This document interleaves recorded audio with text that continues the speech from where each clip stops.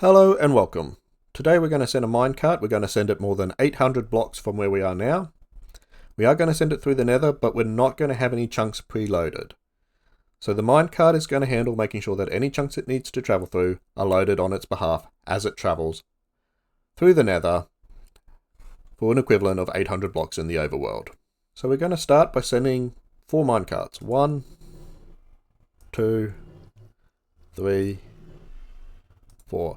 And as you can see, what's happening is we're now getting an indication that some of the chunks in the nether are loaded. 1, 2, 3, 4, and 5. I think there was a 7 there a second ago. And as these minecarts go along, they're going to keep those chunks loaded, but eventually they're going to become unloaded. Now, it's a little bit hard to chase it through there. Well, I mean, we can chase it through the nether, but I'm just going to demonstrate in the overworld exactly how far away this is. So that's the first chunk loader. You can think of these as waypoints.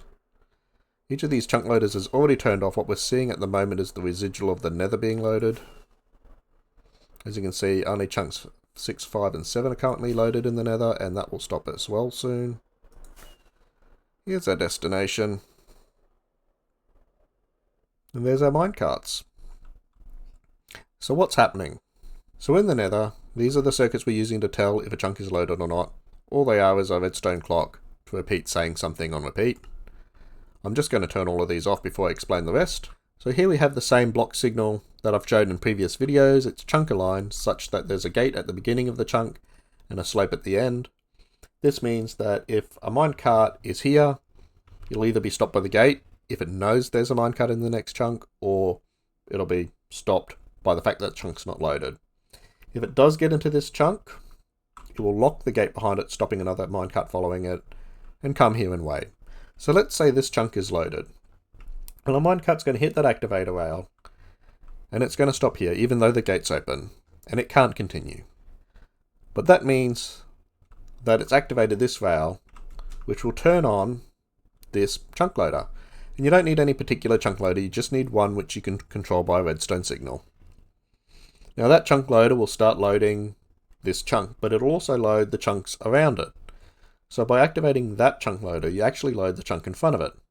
This allows the minecart to continue into the next chunk, hitting this activator rail, and then letting this chunk loader turn off. So as the minecart comes through, for each chunk it gets to, it'll turn on a chunk loader, and then essentially turn it off as it leaves again. And that's about it. Other than that, this is exactly the same design as I've shown in previous videos. So that brings us to the end of the video. As you can see, you can send a minecart anywhere in the world. You don't need the player to chase it. You don't need to have chunk loaders keeping live and keeping your world busy. The chunks will load as the minecart needs them and unload as the minecart no longer needs them. I hope this has been useful to you. I hope you've enjoyed it. I will create some tutorials later, along with other minecart technology I'm working on. Thank you for watching.